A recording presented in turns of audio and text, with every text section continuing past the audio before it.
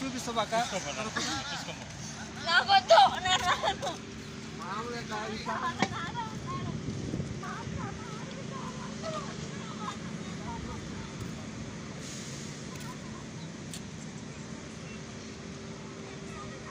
చిన్నప్పటి నుంచి చూస్తున్నా కదా సార్ ఫోన్ చేసి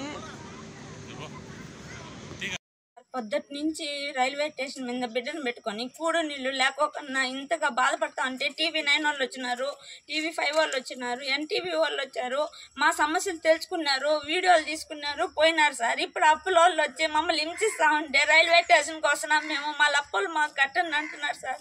నా భర్త మంచోడు కాదు సార్, 10 సంవత్సరాలు అతను అక్కడే ఉన్నారు సార్. ఏం సార్ రాజకీయ నాయకుల్లో పట్టించుకోరు, మీడియా వాళ్ళు పట్టించుకోకుంటే మా పరిస్థితి ఏం కావాలి సార్? మేము బతకాలనా సావాలనా సార్? ఏం సార్ బాగా అన్ని ఉన్నోళ్ళకేనా సార్ న్యాయాలు అన్యాయాలు సార్?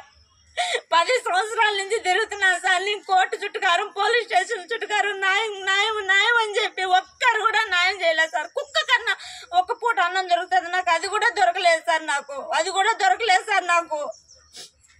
దొరకలేదు సార్. పొద్దుటి నుంచి అన్నం నీళ్లు లేకుండా రైల్వే స్టేషన్ లో ఉన్నాం సార్. మా బాడికి ఇంట్లో ఉండే పని మమ్మల్ని బయటికి తోచేసినారు, బాడికి గట్టుగా అప్పులో వచ్చాంటే. ఇప్పుడు వాళ్ళు ఆడికి వచ్చి ఆడికి బెదిరిస్తున్నారు సార్. దయచేసి పవన్ కళ్యాణ్ సార్, నారా లోకేష్ సార్, నాకు న్యాయం చేయండి సార్. నాకు నా బిడ్డకు సాగు తప్ప మరో గతి లేదు సార్. నేను దిక్కు తెలియని స్థితిలో చచ్చిపోవాలనుకుంటున్నాను సార్.